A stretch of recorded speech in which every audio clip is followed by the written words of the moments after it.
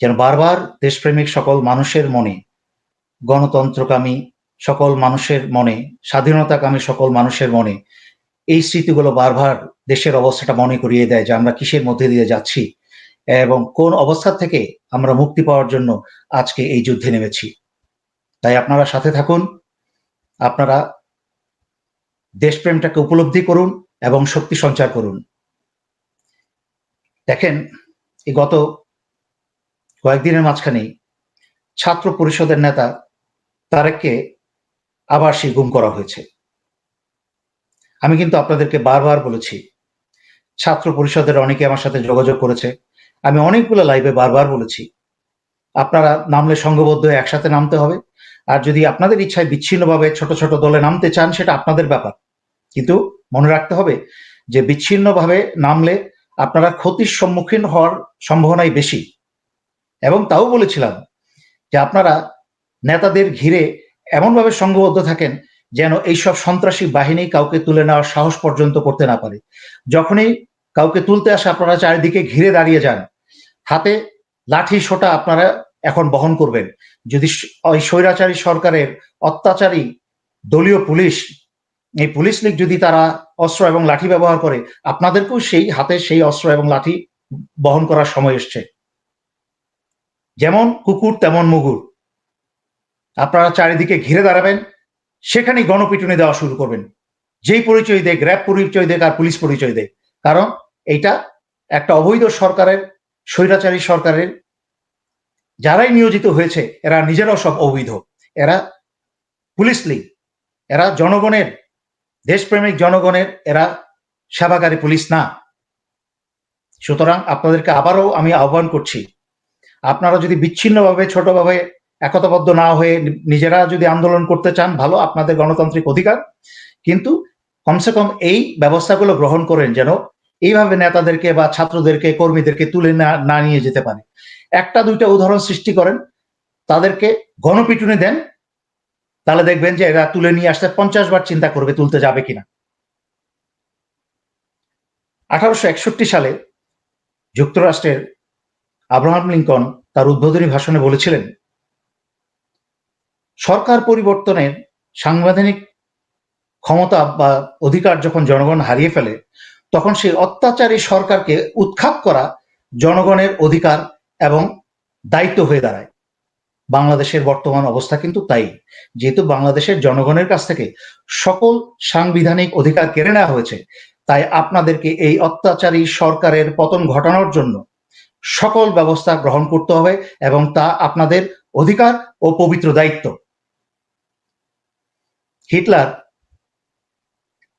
1933 সালে বৈধ জনগণের ভোটের মাধ্যমে বৈধ সরকার গঠন করে এসেছিলেন, তারপরে উনি ফ্যাসিস্ট হয়েছিলেন বৈধভাবে আসার পর। এই ফ্যাসিস্ট হয়ে কিন্তু 1945 সালে আত্মহত্যার মাধ্যমে সে কিন্তু বিদায় হয় 12 বছর পরে। এই অত্যাচারী অবৈধ প্রধানমন্ত্রী শেখ হাসিনা ভোট চুরির মাধ্যমে অবৈধভাবে ক্ষমতা এসে তার কিন্তু 12 বছর পূর্ণ হয়ে গেছে। এখন তারও পতনের সময় ঘনিয়ে এসেছে, যে কোনো সময়। সে নিজেও জানে তার পতন হবে যে কোনো সময়। হিটলারের 12 বছর হয়েছিল বৈধভাবে ক্ষমতা এসে, আর হাসিনার অবৈধ ক্ষমতার 12 বছর হয়েছে ফ্যাসিস্টের এই স্বৈরাচারী ক্ষমতার। গত 12টা বছরে বাংলাদেশের ভয়ঙ্কর রকম ক্ষতি সাধন করেছে। বাংলাদেশের সকল ক্ষেত্র, সকল জায়গায় ধ্বংস করে দিয়েছে, সকল সরকারি বেসরকারি প্রতিষ্ঠানকে ধ্বংস করে দিয়েছে। বাংলাদেশের যে মূল ভিত্তিস্তম্ভগুলা একটা সরকারের, একটা জনগণের, একটা রাষ্ট্রের, তা ধ্বংস করে দিয়েছে। আপনি আনুমানিক 10 কোটি ভোটারের ভোটকে সে 2 বার চুরি করেছে। সে বাংলাদেশের আইন বিভাগকে ধ্বংস করে দিয়েছে। এখন যখন ইচ্ছা তখন নিজের আইন বানায়, যখন আইনের কোনো প্রয়োগ নাই নিজেরা আইন তৈরি করে লোক দেখানোর জন্য, এবং যে আইনটাকে প্রয়োগ করে সেটা জনগণের উপর অত্যাচার করার জন্য, জনগণকে অপশাসন করার জন্য, তার স্বৈরাচারী শাসনটাকে, কুশাসনটাকে প্রয়োগ করার জন্যই নিজেরা আইন তৈরি করে। আবার তারপরে বিচার বিভাগকে সম্পূর্ণ ধ্বংস করে দিয়েছে। বিচার বিভাগে আর কোনো বিচারপতি নেই, এখন সব কুবিচারপতি। বাংলাদেশের ইতিহাসে সবচেয়ে নোংরা, জঘন্য দেশদ্রোহী বিচারপতি তৈরি করেছে এই খায়রুল, মানিক, মাহমুদ সিনহার মতো এইসব কুবিচারপতিদেরকে। এদের প্রত্যেকের বিচার হয়ে বাংলার মাটিতেই বিচার হবে। এই দেশদ্রোহীদেরকে দেশের আইনের মাধ্যমে এদেরকে বিচার করা হবে। অবৈধ সরকারের পতন হওয়ার সাথে সাথে এদের সবাইকে গ্রেপ্তার করা হবে, এদের জেলে ভরা হবে, এদের বিচার করা হবে। যার যেই বিচার হয়, যারা যারা দেশদ্রোহিতায় জড়িত ছিল, দেশের গণতন্ত্র ধ্বংস করেছে, দেশের জনগণের ভোট চুরির ব্যবস্থা করেছে, তাদের যদি সর্বোচ্চ শাস্তি ফাঁসিও হয়, তাদেরকে সেই ফাঁসি ব্যবস্থা করা হবে। দিন আর বেশি দূরে নাই। প্রশাসনিক ব্যবস্থাকে ধ্বংস করে দিয়েছে। এই প্রশাসনিক ব্যবস্থার বিরাট বড় বড় মনস্টার তৈরি করেছে, বড় বড় দস্যু তৈরি করেছে। তারেক সিদ্দিকী, জামাত অবসরপ্রাপ্ত তারেক সিদ্দিকীর মতো, ব্রিগেডিয়ার জেনারেল জিয়ার মতো, পুলিশের আইজিপি বেনজিরের মতো লোকজন, এদেরকে মতো মানুষজনকে তৈরি করেছে। বাংলাদেশের প্রশাসন ব্যবস্থাকে ধ্বংস করে দিয়েছে। সকল জায়গায় দেখেন, সচিবালয়ে দেখেন, সব জায়গায় দেখেন, এখন বাংলাদেশের সমস্ত স্বার্থের বিরুদ্ধে তারা কাজ করে যাচ্ছে।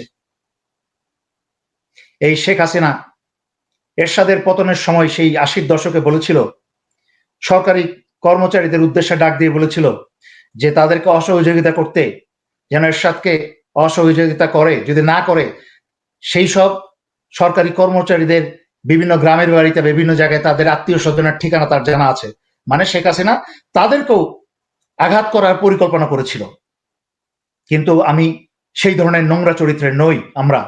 আমরা যারা স্বাধীনতাকামী মানুষ, কিন্তু আপনাদের সকল বিচার করা হবে। প্রত্যেকের নামের তালিকা আমার ইমেইলে সয়লাভ হয়ে গেছে। যারা যারা দেশের বিরুদ্ধে কাজ করছেন, বিভিন্ন সরকারি বিভাগে যারা কাজ করছেন, বিভিন্ন পদে, সচিব থেকে আরম্ভ করে নিচে লেভেল পর্যন্ত, সকল ধরনের অপকর্মের হিসাব কিতাব এবং আপনাদের নাম আসছে। কারা কারা আপনারা দেশের বিরুদ্ধে ভারতের পক্ষ হয়ে কাজ করছেন এবং এই স্বৈরাচারী সরকারের নির্দেশে কাজ করছেন, তাকে ক্ষমতায় টিকিয়ে রাখার জন্য সকলকে বিচারের কাঠগড়ায় দাঁড় করানো হবে। অর্থনীতিকে ধ্বংস করে দেওয়া হচ্ছে। আগেও বলেছি আমি, সরকারি হিসাবে বাংলাদেশ থেকে 10 থেকে 12 বিলিয়ন ডলার ভারতে যায়, কিন্তু বেসরকারি হিসাবে প্রায় 60 বিলিয়ন ডলার ভারত নিয়ে যায়। চিন্তা করে দেখেন, এর অর্ধেক টাকাও যদি আমরা বাংলাদেশে রাখতে পারতাম, তাহলে এই বাংলাদেশ থেকে 4,000-5,000 টাকা বেতনের চাকরি করার জন্য, অমানবিক জীবনযাপনের জন্য বাংলাদেশ থেকে বিদেশে পাড়ি দিত বাংলাদেশের যুবক যুবতীরা। মেয়েরা বাইরে গিয়ে সৌদি আরব, অন্য দেশে গিয়ে ধর্ষিত হচ্ছে, নিহত হচ্ছে, মারা যাচ্ছে, তাদেরকে মেরে ফেলা হচ্ছে। আর ছেলেরা সমুদ্রে ডুবে মরে যাচ্ছে অর্ধেক। বাকিরা সেই দিন যেই বসনিয়াতে আমরা শান্তি দূত হয়ে গিয়েছিলাম, যেই বসনিয়াতে আমরা গিয়েছিলাম পিস কিপার হয়ে, শান্তি রক্ষী বাহিনী হয়ে গিয়ে, যেই বসনিয়াকে রীতিমতো আমরা বসনিয়ার স্বাধীনতায় ভূমিকা রেখে এসেছিলাম, সেই বসনিয়াতে পাহাড়ে, এমনকি যেখানে আমরা ছিলাম, যেখানে আমাদের একটা ক্যাম্প ছিল, আমাদের 3টা মোটামুটি ক্যাম্প ছিল। একটা ছিল হেডকোয়ার্টার ছিল চোরালিচি, আর বিহার ছিল আরেকটা, সেখানে আমি ছিলাম, আর একটা ছিল ব্যালিকা ক্লাদুসা। সেই ব্যালিকা ক্লাদুসাতে দেখলাম কি অমানবিক জীবন। এই ঠান্ডার মাঝখানে, জঙ্গলের মাঝখানে এই বাংলাদেশের ছেলেপেলেগুলো সেখানে পড়ে আছে, শত শত ছেলেপেলেরা সেখানে জঙ্গলে পড়ে আছে। আমরা সেখানে হিটার দিয়ে, আমরা বিল্ডিং এর ভিতরে আমরা থাকতে পারতাম না ঠান্ডায়, সেখানে জঙ্গলের মাঝখানে। কি অমানবিক জীবন! এই কি বাংলাদেশ তৈরি করেছি আমরা? এই কোন বাংলাদেশে আমরা নিয়ে এসছি, যেই দেশের যুবক ছেলে মেয়েদেরকে এইভাবে পালিয়ে সমুদ্র পাড়ে দিয়ে অর্ধেক মরে বেঁচে না খেয়ে 2 বছরে একটার পর একটা দেশ অতিক্রম করে গিয়ে সেই বস্তির মতো যাদেরকে আমরা স্বাধীন করতে যাই, এখানে আমরা শান্তি দিয়ে আসছি, সেখানেই বাংলাদেশের অশান্তিতে আছে। হে বাংলাদেশ সশস্ত্র বাহিনী, একবার চিন্তা করে দেখেন, আমরা কিন্তু বিভিন্ন দেশে শান্তি রক্ষীর দায়িত্ব পালন করে এসে পৃথিবীতে 1 নাম্বার হয়েছে আমরা। অথচ এই আমাদের দেশের জনগণ, যাদের পয়সায় সশস্ত্র বাহিনী চলছে, সেই বাংলাদেশিরা এখন সেই জায়গায় গিয়ে জঙ্গলে, শীতকালের মাঝখানে, জঙ্গলে, পাহাড়ে, পর্বতে অত্যাচারের মাঝখানে থাকছে। এই সার্বভৌমত্ব কি রক্ষা করছি আমরা? এই দেশ রক্ষার কি ওয়াদা আমরা করেছিলাম? এই দেশ রক্ষার ওয়াদা আমরা করি নাই। তাই জেগে উঠুন। আজকে বাংলাদেশ পুলিশের চেইন অফ কমান্ড সম্পূর্ণভাবে ধ্বংস হয়ে গেছে। পুলিশের আইজিপি একটা দস্যু, চরিত্রহীন একটা বদমাশকে পুলিশের আইজিপি হিসেবে বসানো হয়েছে। চরিত্রহীন একটা সরকার যখন হয়, তার পদবি, তার পদায়ন করা, তার নিয়োগ করা সকল লোকই চরিত্রহীন হবে, এটাই স্বাভাবিক। তাই তো দেশের এই অবস্থা, সকল ব্যাংক খালি, বাংলাদেশের রিজার্ভ প্রায় খালি হতে চলেছে। বাংলাদেশের আজকের এই জরাজীর্ণ রোগাগ্রস্ত অবস্থা এই একটা দস্যু সরকারের কারণে। বাংলাদেশের জনগণ কিন্তু বাংলাদেশের পুলিশকে এখনো আঘাত করছে না। এখনো সর্বক্ষেত্রে এই পুলিশ লীগ জনগণকে আঘাত করছে, সর্বক্ষেত্রে সর্বস্থানে।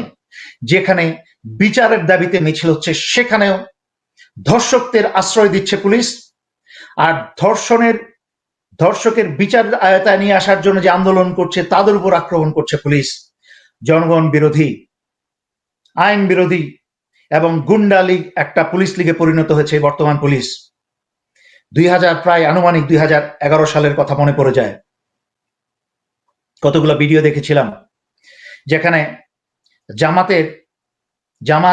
জামাতের উপর পুলিশের অত্যাচার ভয়ঙ্কর রকম ভাবে বেড়ে গেল, তাদের উপর বিভিন্ন ধরনের পুলিশের সন্ত্রাসী বেড়ে গেল, তখন জামাতরা অত্যন্ত পরিকল্পিতভাবে 3 জনের করে একটা ছোট ছোট গ্রুপ তৈরি করলো। সেই গ্রুপে ঢাকা শহরের বিভিন্ন গুরুত্বপূর্ণ স্থানে তাদেরকে দিয়ে দিল।